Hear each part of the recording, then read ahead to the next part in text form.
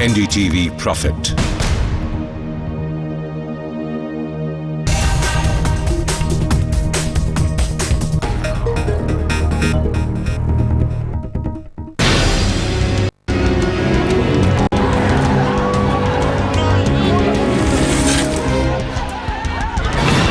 The government must have a role in land acquisition.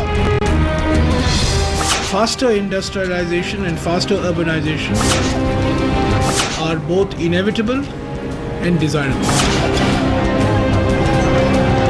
This part of the recommendations, as have been submitted, is unacceptable not only to the industry but to my ministry also. Hello and welcome. You're with We Mean Business. I'm Shweta Rajpal Kohli. On the show today, we discussed some of the sweeping changes that have been proposed to the land acquisition bill, something that's got the industry up in arms already. Will the new proposals go through, or will India Inc.'s voice be heard? Let's take a look at our panel of guests today. We've got Adi Godrej, President, CII and Chairman of Godrej Group, joining us from Mumbai. Mr. Mani Shankar Iyer, former Union Minister, also joins us, and Sumitra Mahajan, Chairman of the Parliamentary Standing Committee on Rural Development and Panchayati Raj, Mihir Shah, Member, Planning Commission. With me in the Delhi studio, Mr. N.C. Saxena, Member of the National Advisory Council, also Mr. Ajay Dua, former Secretary in the Ministry of Industry and Commerce, Mr. Rajiv Talwar, Group Executive Director of DLF. Thank you all for being with us here on the show. Let's take a look at some of the big questions we're proposing to address in the show today. Are changes to the land bill anti-industry? Was the earlier land bill anti-farmer? Is a win-win for industry and farmers possible? Is there a negative bias towards profit-making projects? Does industrialization lead to public good? Should public-private partnerships get a concession? Is there a need for industry to improve the compensation they give to farmers while acquiring land? Why are land acquisition conflicts on the rise? And is the government united on the issue?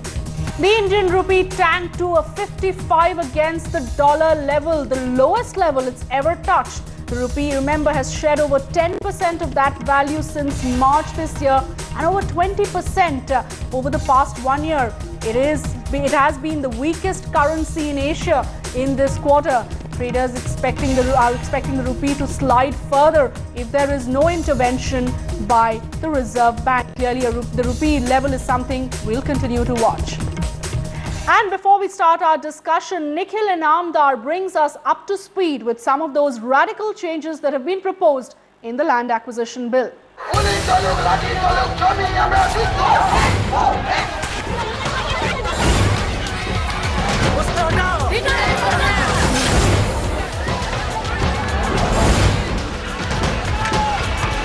High-profile development projects stalled in various parts of the country. Land agitations and anti-acquisition rallies by local communities hogging the headlines through the course of the last decade. And now, suggestions of a dramatic overhaul in the process of acquisition by a parliamentary panel, a further blow to industry. What this bill does, it provides the framework for land acquisition. Proposing changes in the archaic land acquisition laws of 1894, the Standing Committee has recommended 4 major modifications. The government will acquire land only for infrastructure and social sector projects. The government will not acquire land for profit-making enterprises or public-private partnership projects. Profit-making enterprises will have to purchase land in the open market, and any acquisition of land will have to be panchayat-centric with the consent of Gram Sabhas absolutely necessary.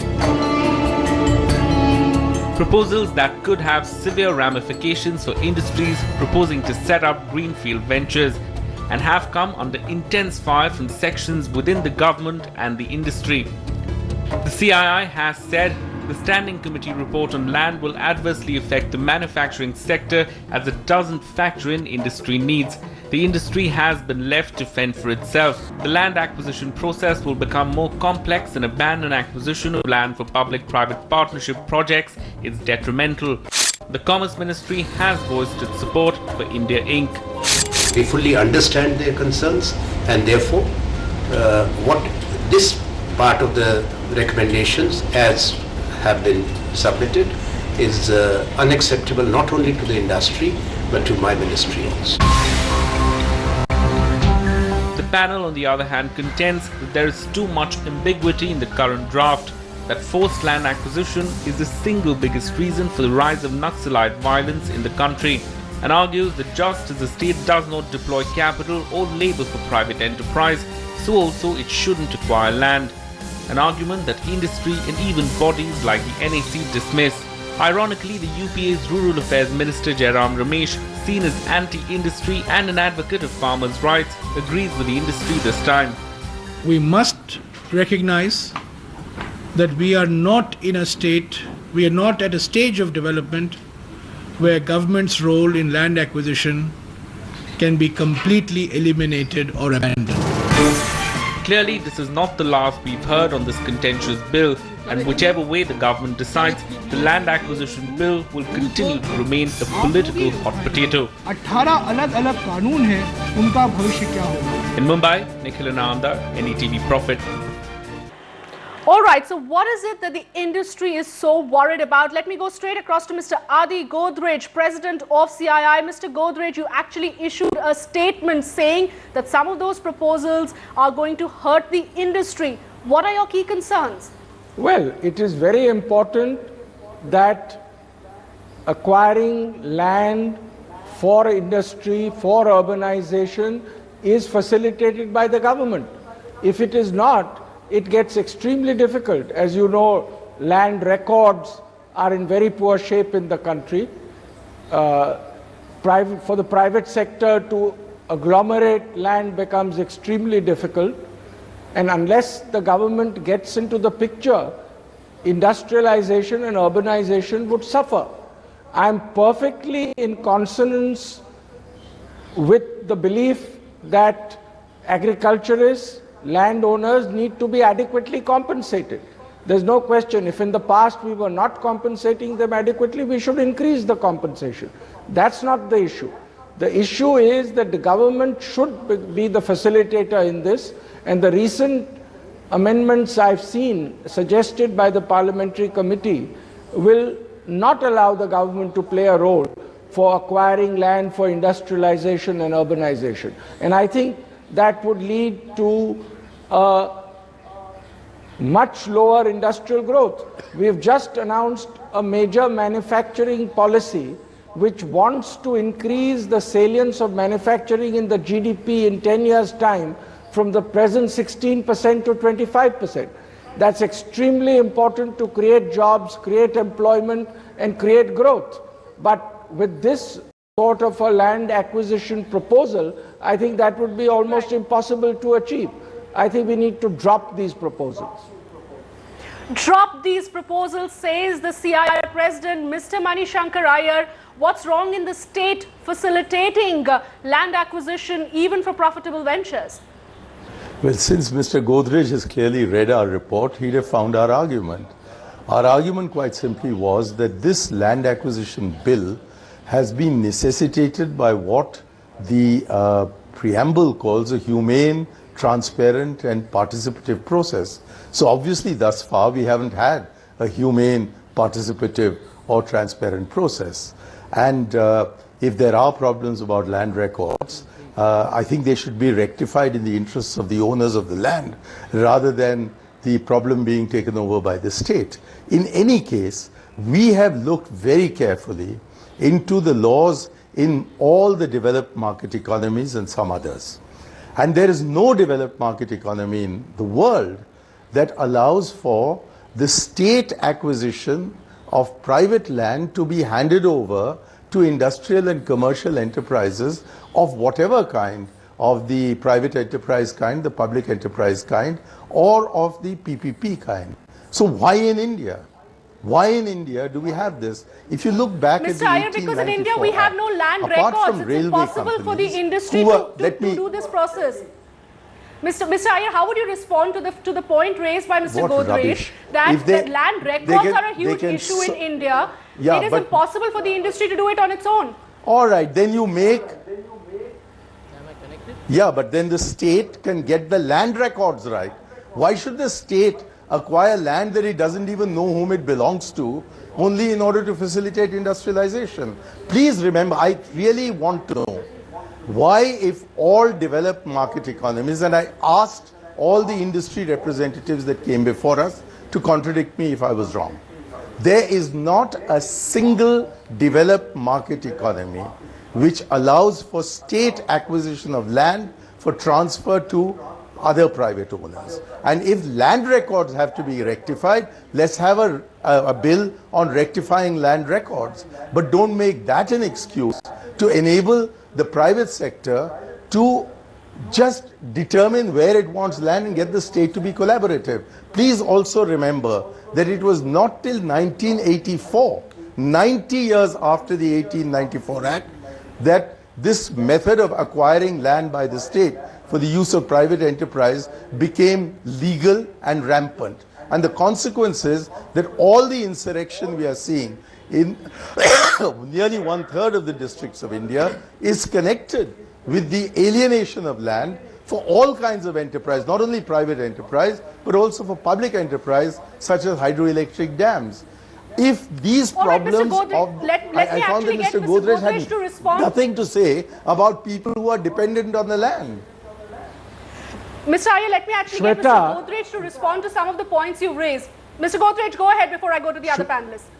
Shweta, India is a very different country from the developed world which Manishankar is talking about. There are large agricultural holdings. Here it is all fragmented. Collecting sufficient land for industrialization or urbanization becomes almost impossible by the private sector directly in India. In the developed world, there are large farms. There are no restrictions to agricultural land ownership. Conversion of agricultural land for other purposes is very simple. In India, our laws are very different. We have never allowed large agricultural holdings to develop, which could then be acquired privately. If that was so, there would be no problem. If there is somebody who owns 100 acres of agricultural land, one owner who sells it for an industrial buyer or to an industrial buyer or for urbanization, that would work out. There would be no problem. And it can be on a market negotiation basis. But the way our agricultural land holding has developed over the years, that would be extremely difficult. All right, let me pose, the only consequence I see is industrialization and urbanization would suffer. Let me pose those questions, Mr. Godrej, to Sumitra Mahajan, who is actually the chairperson of the committee that has proposed those changes. Sumitra ji, there is a clear concern that has been raised by the industry here. The fact that some of these changes are being seen as anti-industry, as anti-industrialization, will it not really hamper the growth of the industry if you do not allow the state to act as a facilitator for acquiring land? No. Sorry, it is not anti-industry or something, not anti-development also. We are not anti-industrialist or anti-industry. But definitely there is one big question is there. When government goes to acquire a land, whether government should acquire the land for the private companies. That is the big question we must ask. What I have heard is that there are no land records and all these things. If there is no land record something, how government also can decide that whose land they are going to acquire? Government has, I only say government has to facilitate the things. Government is there to facilitate the industries. Yes, we can. It can facilitate the industries by giving them some concession in taxation or whatever it may be. Then government can facilitate them. They could produce the land records there. That also can be done, but you can't say that government, and sometimes it does happen, that when the land is acquired, It is acquired more than required. It does happen. And when it is purchased by the industry. Industry will purchase the land which, as much it is required, really required. It does happen. And that's why when we say that yes, there is agricultural land, but now we can't say that ample agricultural land. And if you want to change the land use or something, government can facilitate. There are development authorities in states, area authorities are also there. Development authorities in district also, they have district planning, they can have district planning, and by that they can secure land for industry or whatever it may be, and industry can purchase it. That was what we are saying. Now government has to think about it. All right, Mr. N.C. Saxena, the National Advisory Council has come up with its own version of the land acquisition bill. Do you think there is a possibility of achieving some sort of a balance between what the industry is saying and what the changes have been proposed recently? No, in principle, I agree with what Mr. Iyer said, that there should be by and large purchase of land through the market process. So far, industry has been dependent on government acquiring land for them because the acquisition cost is very low. Right. And you can really acquire land at very low price. So therefore, the present Land Acquisition Act was highly anti-farmer, anti-poor, because those who were dependent on that land as landless laborer did not get benefit. Also, there were many other problems because when you acquire land, value improves, so therefore the price goes up, the farmers feel cheated. Therefore, what we had proposed from the NAC was that you increase the compensation to 6 times the market value, which Mr. Ramesh reduced to 4 times, both for urban and rural areas. We also said that 80% people should say yes. The idea was that you make land acquisition so expensive through government process that any industry before coming to government will think twice. Is it cheaper to buy land directly from the farmer or should I go to government? That choice should be made available.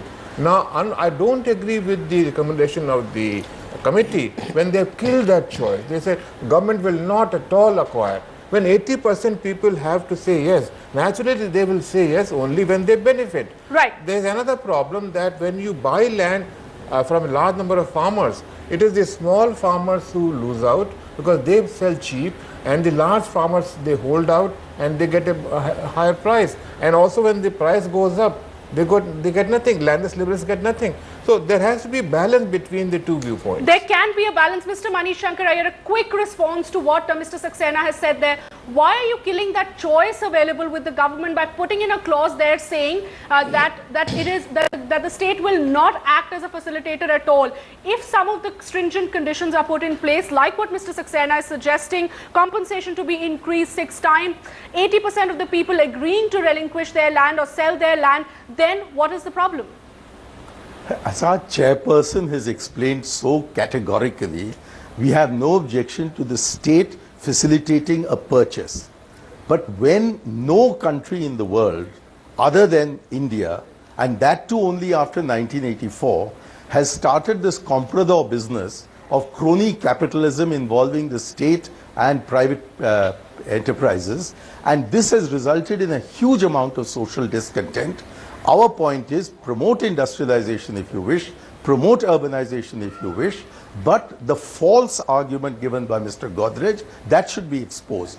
When industrialization was taking place, I'm not talking about today, but in the 18th and the 19th centuries, there were lots of very small farms in an extremely densely populated Europe. And it was during that period that only purchase was resorted to, and this distortion of the concept of eminent domain that has taken place in India after 1984 did not take place there.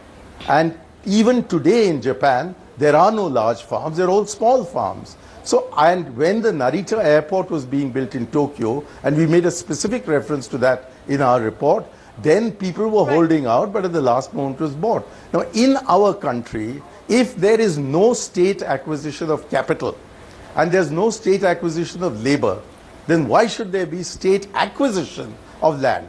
I'm not saying don't facilitate the purchase of land. I'm not saying don't get your land records right.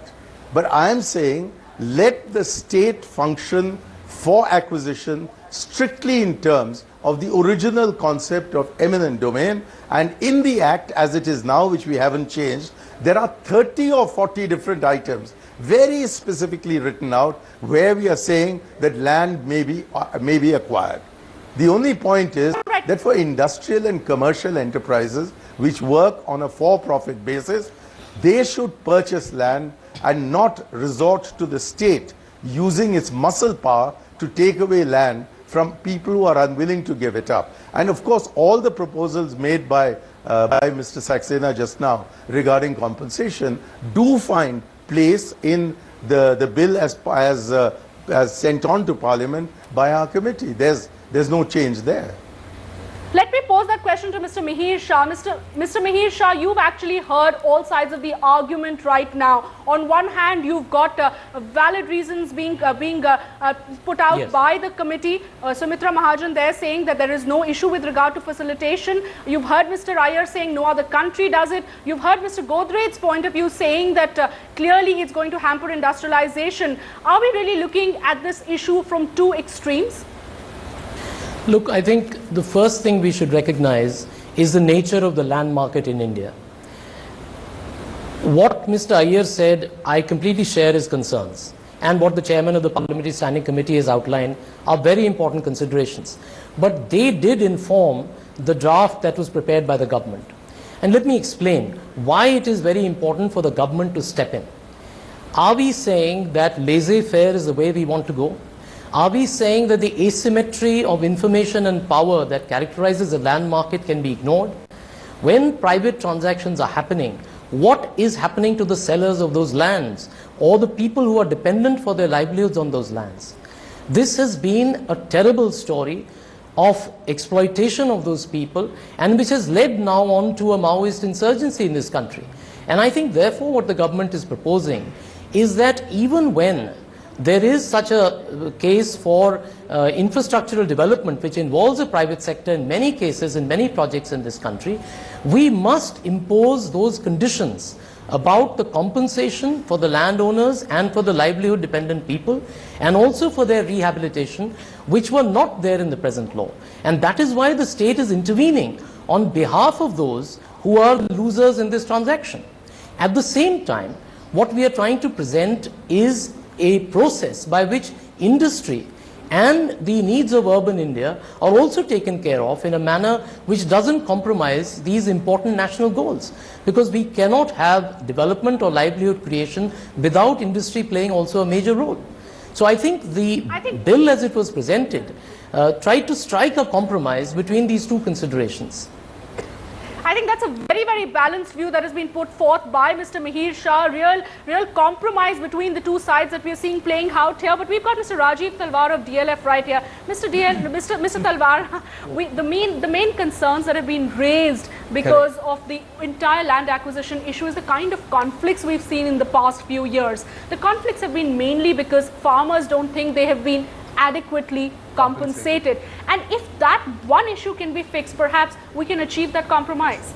I think the only time when we saw such a conflict was when land was acquired for a different purpose but diverted for another purpose.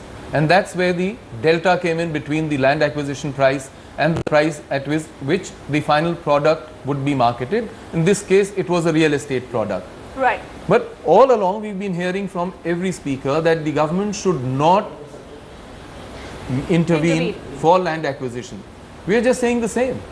That when it comes to urbanization, yes, a willing buyer, willing seller transaction under the Transfer of Property Act. You're actually supporting those changes, saying that you don't want government yes, but there is a difference. Yeah. We are saying please don't interfere. Let it be a willing buyer, willing seller transaction. We take the acquiescence or the agreement of 100% people. We tell every... And there is no protection for the sellers in that case. Agree to this. The protections are at the mercy of the asymmetric market.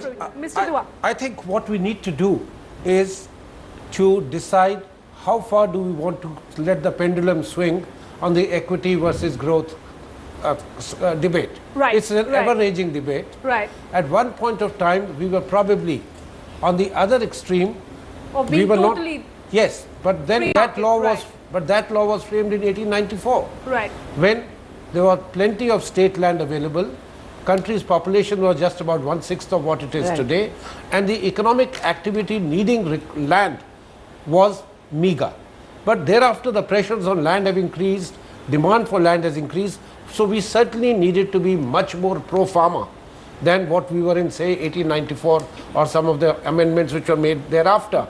Having said that, let me put it that to wash our hands off completely from industrial activity, saying acquisition of land for industry is not the government's problem. No, it's not.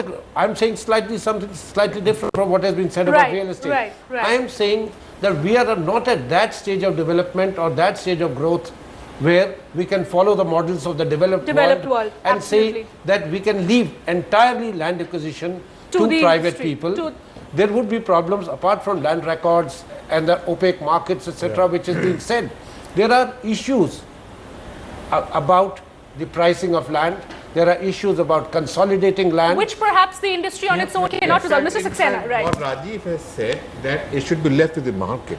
Now it has always been left to the market. Right. There is no restriction from Government of India on private to private purchase. This restriction can be imposed only by state governments. Right. Government of India has never imposed. However, industry is not willing to do market purchase, because when they go to government, you can get land at 1/3, 1/4 price, and therefore you don't like to. Is that the case, Mr. Godrej? Is that the case, Mr. Godrej? That's not the problem. We are all for fair compensation. Is that the case, Mr. Godrej, that the state helps you get land at a cheaper rate? That's right. We are all for fair compensation to the agriculturists. We are not against that part of it. But why prevent the government from acquiring land for industry at fair prices? They will be just a facilitator.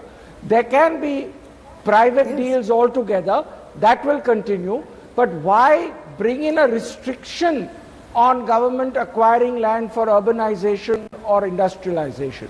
I think it will be required in certain states. But why you are not thinking about one thing? So, Mitra, I would like to what say Mr. something. Godrej has said, why the restriction is what he's asking. A very simple question there. Yes, I do. It looks as very simple question, but I'm asking why this bill has come. Has anybody thought about it? Why this bill in a hush-hush manner? Our committee has said it has come to prevent or to restrict or to protect farmers. This bill has come to protect farmers. Why now you think that 60 years, before 60 years, what was happening? Before 60 years, how much land was there? Now what is the condition? Why you are not thinking about it? And exactly what I said is that the land is acquired more than it is required. This is now happening, and you will find that once the land is acquired, it is like that for years together. Not even a farmer can't go there, or even industries are also not there, and it goes on like that. Only land is there, the government has acquired it, and all these problems now they are together, and that's why this bill is there. So what we are thinking is, it is not preventing. Government can facilitate. What we are saying is, government can facilitate in so many ways. There are so many ways. It just only not that to prevent, but yes, we have to protect the farmers. Yes, we have to protect the land which is agricultural land or which is multi-crop land. We have to protect. We have to protect farmers' right. Now we will have to do that. We are not depending, or we are not looking for any other countries. No, don't look at it. Look at our country only. What is the condition? Why you will find here and there the voices are growing against this land acquisition. So for that also we will have to think. That's why we are saying for infrastructure we are not saying no. For any public Mr. purpose, Saxena has a point to make. What about landless laborers? Only 30% of rural population is landless labor, and they don't gain at all when you buy land. We are taking care of them. We are taking care of those. How do you rehabilitate them? Please. They lose If their the job. discussion goes on like that, we will see what is the condition of the laborers working in the industry.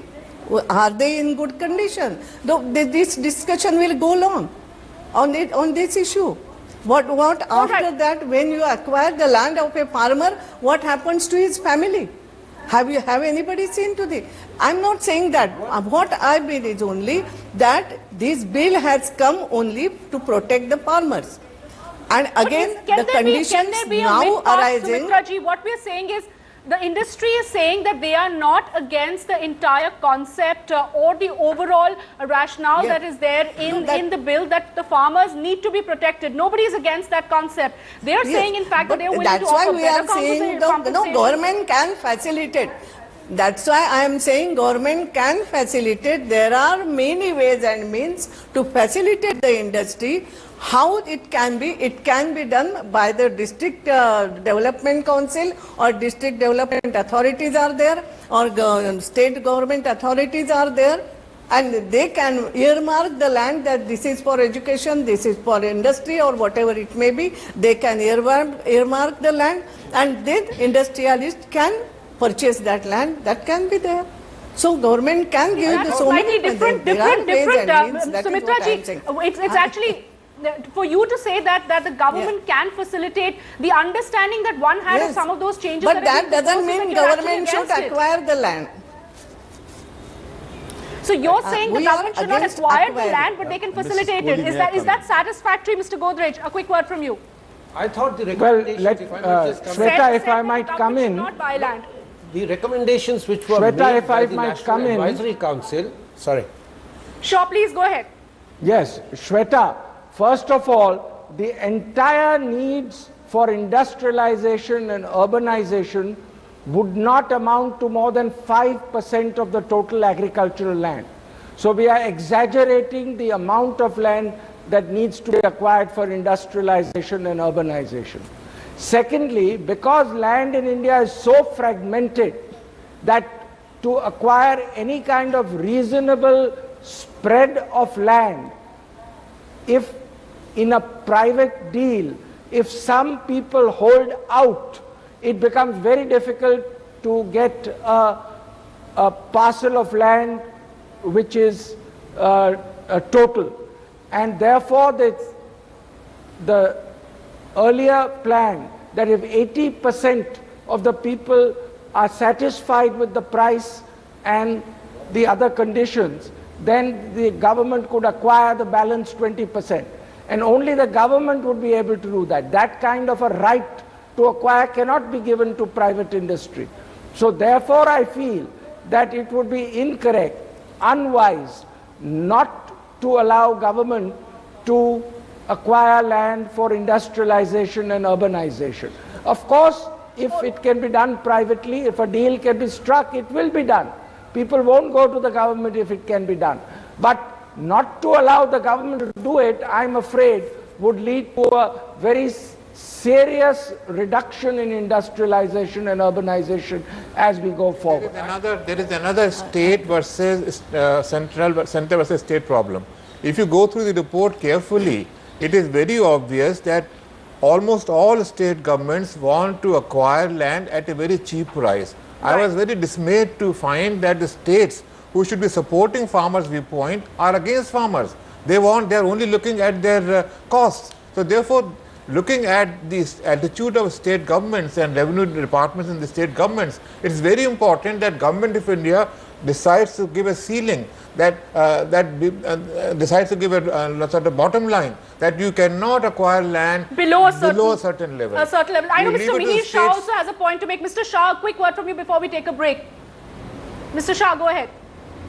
No, I think I will reiterate that the bill as it was drafted by the government struck the balance which this discussion itself reflects, and which is that on the one hand it protects the requirements of industry, on the other hand it does so in a way which is extremely fair to farmers, because otherwise my point is very different. What I'm saying is, in a free market situation where private parties transact in a market which has major asymmetries of information and power, the people who are selling land and people who are dependent on that land for their livelihoods suffer very greatly.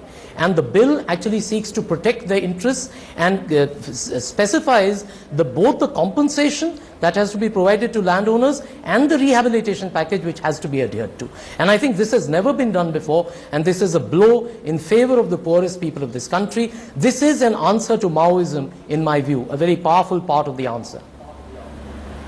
All right, will it actually resolve problems or lead to more problems? That's something we're going to discuss after a break, even as we take a look at whether we're a capitalist free market economy. Are we moving towards a socialist model? That's coming up after a quick break.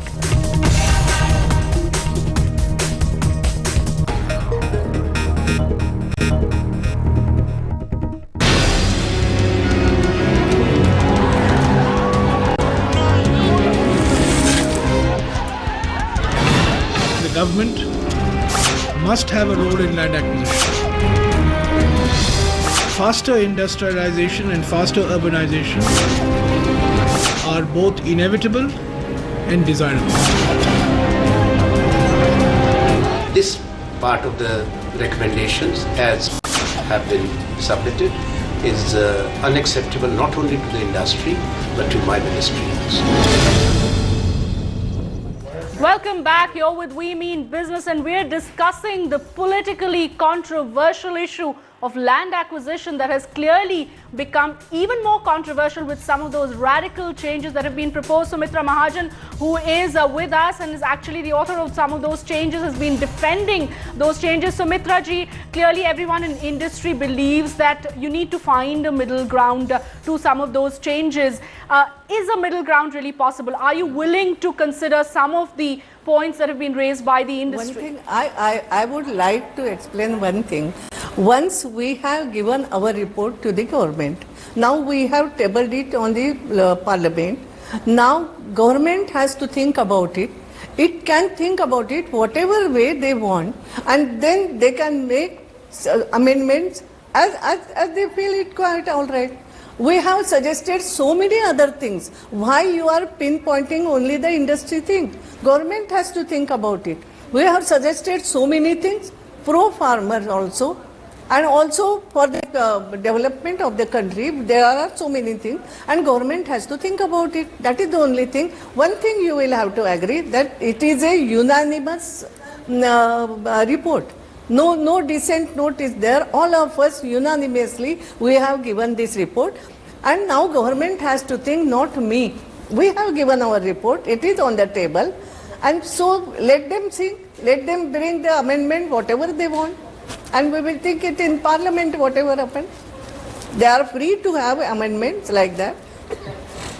Mr. Iyer, it raises the larger question of the kind of model we'd like to follow. Are we seeing ourselves as a capitalist economy or an economy that is increasingly moving towards socialism, and perhaps rightly so, given the fact that our growth has not been inclusive and that we also need to uplift certain sections of the society?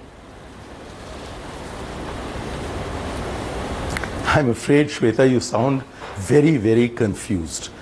First, I want to tell both Mr. Saxena and Mr. Shah that the compensation proposals and the resettlement and rehabilitation proposals, which are to be imposed on purchases as well as acquisition, remain virtually untouched. So there is no attempt here to make the state withdraw in favor only of a private transaction which has no other implication. All the resettlement and rehabilitation as well as compensation proposals are by and large as they were originally proposed in the bill. That's number one. Secondly, there is a long list of 30 or 40 subjects of infrastructure as well as social sectors where we have not said that the state cannot acquire land for these purposes. But where we have come in to say is that the actual practice on the ground, which has been of a collaborative exercise between state governments and in some cases the central government, as well as especially larger industrialists, and mostly in the field of mining, has been in the direction of acquiring vast quantities of land, far more than needed, and just handing them over to the other side. And in order to get back to the practice that should prevail, where you do not acquire shares and where you do not acquire labor for the benefit of private enterprises, we've said bring land on exactly that same basis. But with the big difference that we are not only protecting farmer interests, but a word that I haven't heard yet so far, we are protecting tribal interests. There is a huge tribal unrest in our country caused by the alienation of land. And if that tribal unrest had not taken place, affecting 1/3 of the districts of India, these amendments, even the draft bill, would not have come before Parliament. That is what I'm trying to stress. That the issue here is not one of industrialization of urban. But that is why that can be facilitated. No, wait a minute. That may be, it may be NDTV Profit's view. But we were concerned with those sections of our society who have not benefited from the economic growth process in the last 20 years, and we are maintained all the provisions of the bill. I think all panelists want to add to what you're saying. Mr. Iyer has raised some valid points there. Participative development. Can I respond, but we Shweta? said, Mr. Shah wants to respond to you. Mr. Iyer, let's listen to Mr. Mihir Shah. We were concerned about those large members. They can't come on TV. We were concerned about them. All right, that's a charge being made that it's corporate interest being kept in mind. I just wanted to take on. Mr. Shah, go ahead. Yes, no, what I want to say is that what Mr. Iyer is saying is absolutely right, but that is why, if there is an unregulated purchase and acquisition of land going on, which does not protect tribal interests, which does not protect landowning interests, which does not protect the people's livelihoods who are dependent on that land, we need the state intervention to ensure that there is a compensation package and a rehabilitation package in place, even in those transactions. It's not that what is happening on the ground, the land market that exists, is working in favor that's there of those even who in the bill after our report. And that is why. Why are you refusing to accept that? But that's what I'm saying. Wait, no, let me complete. No, I am accepting that. But what I'm saying is that if you remove the role of the state in acquisitions made, resettlement and compensation provisions are there to be applied onto private purchases. Yes. Let me actually take that point forward. But what you are doing is to remove the role of the state in acquisitions.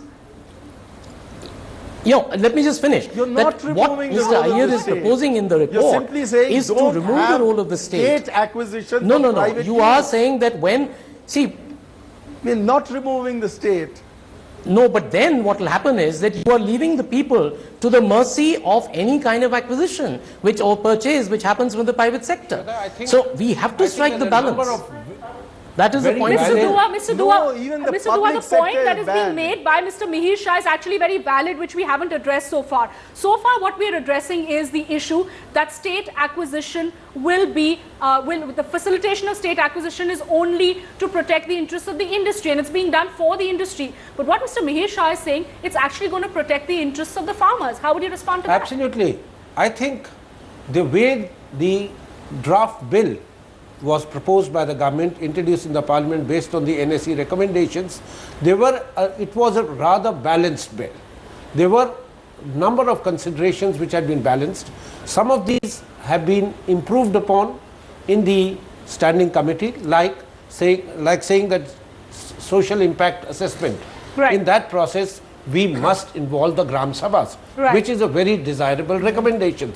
More participation is certainly needed of the people who are likely to be affected.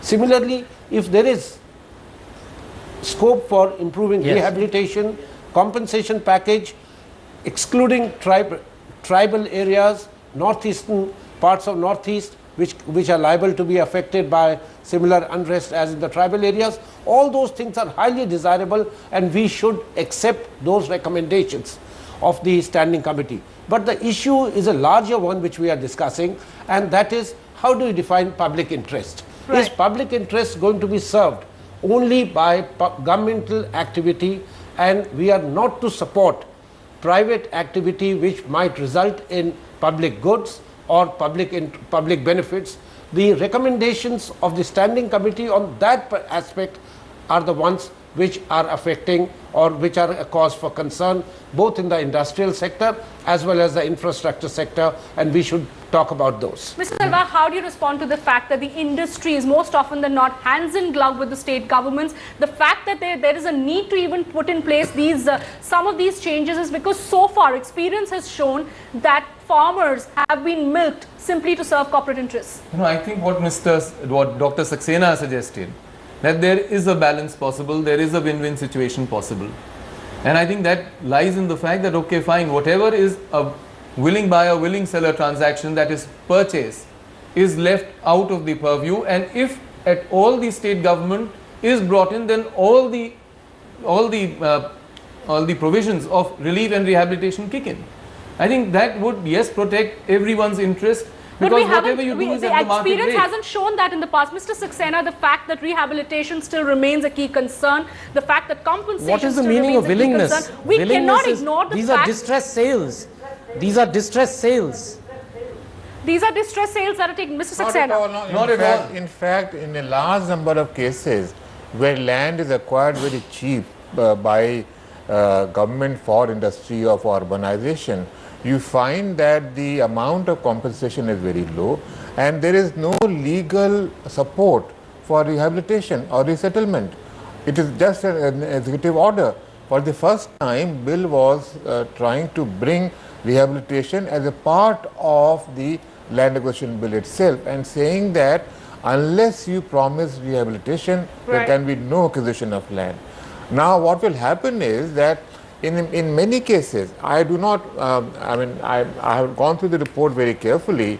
Now, the report in fact says that if there is a purchase, if I want to buy 2 acres of land from a farmer or 10 acres of land, then there is no rehabilitation needed according to the committee's report. Whereas in the earlier model, if even 10 acres of land was acquired by government for an industry, then not only rehabilitation would be done, 2,000 rupees per month for 20 years, increased 80% of consent, 6 times or 4 times, all those clauses will apply. When prices are going up, 20% of the increase would be given to them. All that would be gone now. So therefore, in a private purchase, unless the purchase is more than 100 acres, which Rajiv doesn't agree, although I take the point that it may not be very legal for Government of India to impose restrictions on the quantum of land. State governments can do it. Mr. Godrej, That's where most state governments are doing it. The trouble really is that the industry has failed to set a good example when it comes to land acquisition, and which is why there has been such a worry given the past conflicts that we've seen. Why is it that the industry cannot resolve the issues of rehabilitation and compensation? Why is it the industry cannot come out and say, we will compensate the farmers way more than what they're even expecting? For the industry to at least set aside those concerns about crony capitalism, about corruption kicking in. Shweta, there is no problem with paying a fair price for the land and having an R&R provision. We are not saying that land acquired for industrialization or urbanization should be exempt from that. All we are saying is, do not prevent the government from acquiring land for industrialization or urbanization. At the same time, we can have land acquisition through willing buyer, willing seller method also. Why restrict options? Why constrain options? Options should be enlarged so that industrialization and urbanization flourishes. And all these problems we are talking of a large number of people earning their livelihood to agriculture, needs to be resolved by greater industrialization of the country. Because a country can never reach middle income or higher income levels without a much smaller proportion of its population dependent on agriculture. And then it has to be dependent on industry and services. So if you prevent industrialization, you prevent growth, you're going against the interests of these people. and giving them a fair deal, which might have been denied them in the past, is absolutely acceptable. In the earlier Land Acquisition Act, the 1894 Act, the government only paid an extra amount of 50% over the market price and called it a solatium because there was an act of compulsory taking away land. There is need to enhance that considerably. A proposal was make it 100%, etc. I am saying if there is, if it is felt that it should be even more than 100%, probably it is well worth it. The industry will then have a choice saying, do we want to pay a very high compensation if we go through the compulsory acquisition route, or do we buy it ourselves? And not only with compulsory acquisition you pay a higher amount, but also you the provisions of rehabilitation, etc., those roll in. All right, Sumitraji, I'd like to get your response to that. The fact that what is being proposed here is that the industry will actually, it'll be tougher and more expensive for the industry to go through the state. And also what Mr. Mihir Shah said, that the state will actually help in protecting the interests of the farmers and the landowners rather than actually working against it. Aren't these two arguments very valid? One thing I can say, that no state would like to ban any industry or coming industrialization of their state. They definitely, every state will like that more industries should come to them. And that's why they can facilitate the industries in, there are so many ways. That is what I am saying. Land is not the only thing. Why you are treating like that land is the only thing to facilitate industry. There are so many ways and means to facilitate to industry to grow.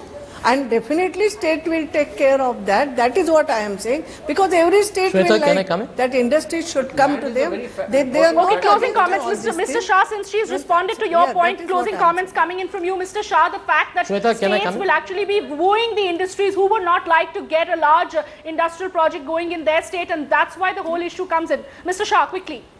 Yeah, no, what I wanted to say was that I wanted to compliment the Parliamentary Standing Committee in many aspects of its report, where it is strengthening the role of the state governments. And I think we are very inclined to accepting those recommendations, which will give greater flexibility in the way we roll out the Act across the country. We will leave a lot of the finer details for the state governments to work out. But what we are proposing is a minimum below which no state should go.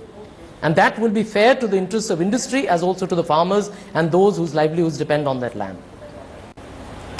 All right, so is that balance really possible? That remains a big question, even as we've had this very, very interesting debate over some of those changes that have been proposed. The industry clearly calling it very, very regressive, even as we've had the chairperson and key members of the panel actually explaining some of those reasons. It continues to be a political hot potato, but we'll have to wait and see how it really pans out here on. Thank you all for joining us and sharing your views. Remember, you can also send us your views. Those views can be sent to us at wmb@ndtv.com.